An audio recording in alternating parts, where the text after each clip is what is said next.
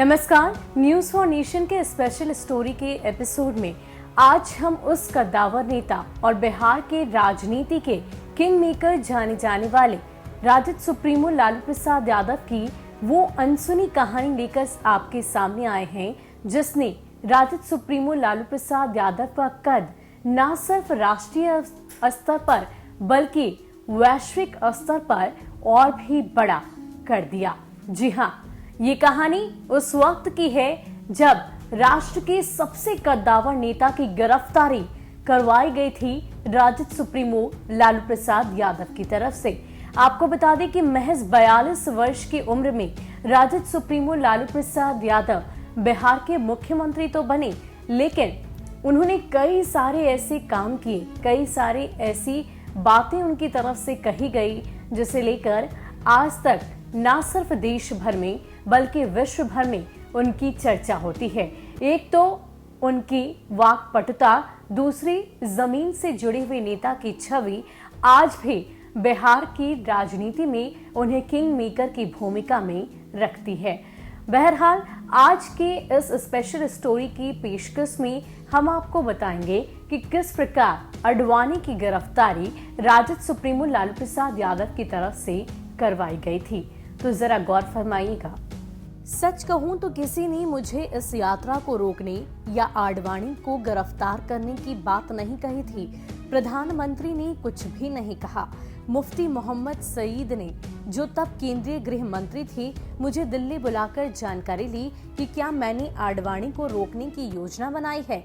जब मैंने इस बारे में साफ साफ कुछ नहीं कहा तो वो कहने लगे, आप इसे अपने ऊपर क्यों लेना चाहते हैं, यात्रा को जारी रहने दीजिए। मैंने बेहद सख्त लहजे में उनसे कहा, आप सबको सत्ता का नशा चढ़ गया है। हालांकि इसी समय प्रधानमंत्री आवास पर व्यस्तताएं बढ़ गई थी। वीपी सिंह ने उनके हिंदू धर्मगुरुओं को अपने यहाँ बैठक पर बुलाया और इन लोगों ने उन्हें यही कहा कि यात्रा नहीं रोकी जानी चाहिए। समझौते से संबंधित कई फॉर्मूले भी सामने आए, लेकिन उनमें से किसी पर भी सहमति नहीं बनी। उस बैठक में कोई समाधान नहीं निकला। इस तनाव भरे माहौल के बीच मैं बिहार शरीफ गया, जहां के लोगों ने मुझे एक हरी पगड़ी भेंट की। मैं उसे अपने घर ले आया और खुद से कहा कि यह पगड़ी उस भरोसे का प्रतीक है जो अल्पसंख्यक समुदाय मुझ पर रखता है। इस देश के धर्मनिरपेक्ष चरित्र को मुझे हर हाल में बचाना ही होगा। उस पगड़ी को मैंने अपने बेडरूम में रखा और यह प्रतिज्ञा की कि राज्य में सांप्रदायिक भाईचारा बरकरार रखने की अपनी जिम्मेदारी से मैं कभी पीछे नहीं हटूंगा। मेरे दिमाग में ये बात साफ थी कि आडवाणी की यात्रा अल्पसंख्यक समुदाय और सांप्रदायिक भाईचारे के लिए सीधा और वास्तविक खतरा था। सख्त कदम उठाने के बारे में सोच लेने के बाद मैंने राज्य के वरिष्ठ अधिकारियों के साथ बेडरूम में ही बैठक की। मैंने उन सब से कहा कि यात्रा रोकनी होगी और आडवाणी और उनके साथ साथ संघ के परिवार के दूसरे नेताओं जैसे विश्व हिंदू परिषद के दिग्गज अशोक सिंघल को गिरफ्तार करना पड़ेगा। मेरा इतना कहना था कि कमरे में चुप्पी सी छा गई। शायद वो भगवान के नाम पर चलने वाली यात्रा के रास्ते में बाधाएं खड़ी करने की बात सुनते ही असहज हो गए थे। हमारी शुरुआती योजना ये थी कि आडवाणी को सासाराम में गिरफ्तार किया जाए। वरिष्ठ भाजपा नेता को रोकने और ले जाने के लिए एक हेलीकॉप्टर वहां पर भेजा गया। मैंने पायलट को इस बारे में बता दिया। बेडरूम की बैठक में जितने भी अधिकारी मौजूद थे, मैंने उन सभी को हमारी योजना के बारे में पूरी गोपनीयता बरतने के लिए कहा। इसके बावजूद सूचना लीक हो गई और आडवाणी ने अपना रूट बदल लिया। इसके बाद आडवाणी को धनबाद में रोकने की योजना बनी, लेकिन जैसा कि मैंने पहले कहा, प्रशासनिक अधिकारियों ने ऐसा करने से मना कर दिया। उनको लगता था कि इससे कानून व्यवस्था की समस्या खड़ी हो जाएगी। ऐसे में प्लान बी तैयार करना जरूरी था।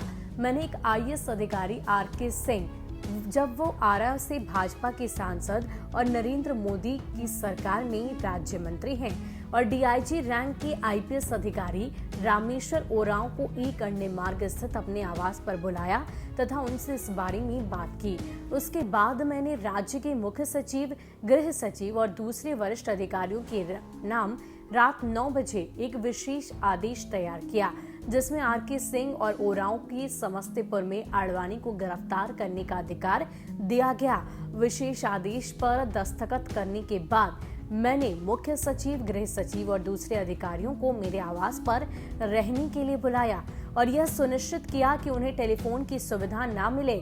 मैं दूसरी बार अपनी योजना को लीक होने देने के लिए तैयार नहीं था। मैंने आरके सिंह और ओरांव को सीआरपीएफ से एस्कॉर्ट्स लेकर समस्तीपुर के लिए रवाना होने का निर्देश दिया और वो कहा कि 10 अक्टूबर की भोर को ही आडवाणी को वहां गिरफ्तार कर ले। मैंने यह भी सुनिश्चित किया कि समस्तीपुर के डीएम और एसपी तक को इस बारे में कुछ भी मालूम नहीं होना चाहिए। मैंने सरकारी पायलट कैप्टन अविनाश को हेलीकॉप्टर समस्तीपुर ले जाने के लिए कहा। सुबह सुबह आडवाणी को गिरफ्तार करने के पीछे उद्देश्य ये था कि काफी देर तक लोगों को इस बारे में पता नहीं चलेगा और इस बीच उन्हें वहां से दूर ले जाया जा सकेगा। इतनी गोपनीयता के बावजूद आरएसएस भाजपा के कुछ लोगों को इसका अनुमान लग गया था कि मैं आडवाणी को गिरफ्तार कर सकता हूं। 9 अक्टूबर की शाम को उन्होंने मुझसे मुलाकात की और पूछा, क्या आडवाणी को गिरफ्तार करने की आपकी कोई योजना है? मैंने जानबूझकर चौंकते हुए कहा, हम पागल हैं क्या? हम आडवाणी जी को क्यों गिरफ्तार करेंगे? वे लौट गए, शराब पी और सो गए। समस्तीपुर में आडवाणी के साथ आए अनेक पत्रकारों ने भी रात में खाना खाया, रस संजन किया और सो गए। मैं पूरी रात नहीं सो पाया। मैंने समस्तीपुर के सरकारी गेस्ट हाउस के लैंडलाइन पर फोन किया तो आडवाणी को गिरफ्तार करने के बाद आरके सिंह और रामेश्वर ओरांव ने उन्हें हेलीकॉप्टर में बैठाया। मेरी योजना आडवाणी को बिहार बंगाल सीमा के पास दुमका जिले के मसानजोर के गेस्ट हाउस में नजरबंद रखने की थी।